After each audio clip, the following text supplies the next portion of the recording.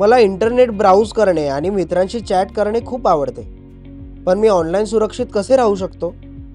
हा एक महत्त्वाचा प्रश्न आहे. इंटरनेट एक अद्भुत साधन आहे, परंतु तुम्ही काय शेअर करता आणि कोणावर विश्वास ठेवता याबद्दल तुम्हाला सावध असणं आवश्यक आहे. चला, मी तुम्हाला काही ऑनलाईन सुरक्षा टिप्स सांगते. ऑनलाईन सुरक्षित राहण्याचा अर्थ असा आहे की स्वतःला फसवणूक, सायबर धमकी येथे काही मूलभूत नियम आहेत ज्याचे पालन करू शकता. नियम नंबर 1, वैयक्तिक माहिती शेअर करू नका. तुमचा घरचा पत्ता, फोन नंबर किंवा पासवर्ड सारखी वैयक्तिक माहिती कधीही ऑनलाईन शेअर करू नका. तुम्हाला माहित नाही ती कोण पाहू शकतं.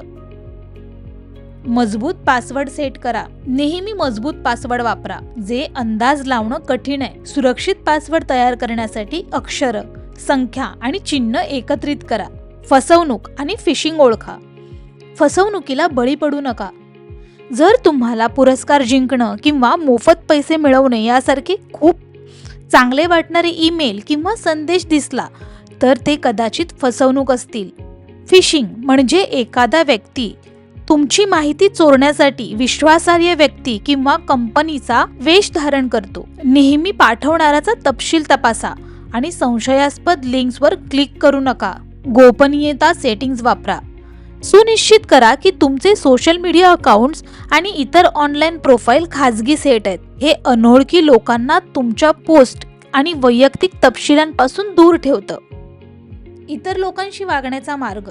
तुम्हाला इतरांनी तुमच्याशी जसं वागावं असं वाटतं त्याचप्रमाणे तुम्ही वागा. दुखवणारी टिप्पणी किंवा संदेश शेअर करू नका किंवा पोस्ट करू नका.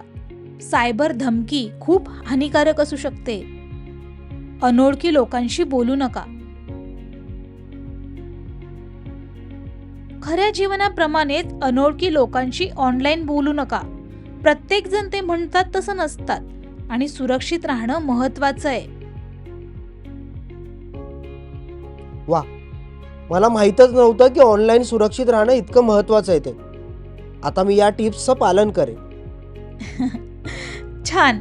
फक्त लक्षात ठेवा, इंटरनेट एक जबरदस्त जागा आहे, परंतु तुम्हाला स्मार्ट असणं आवश्यक आहे आणि वापर करताना स्वतःचे रक्षण करणंही आवश्यक आहे.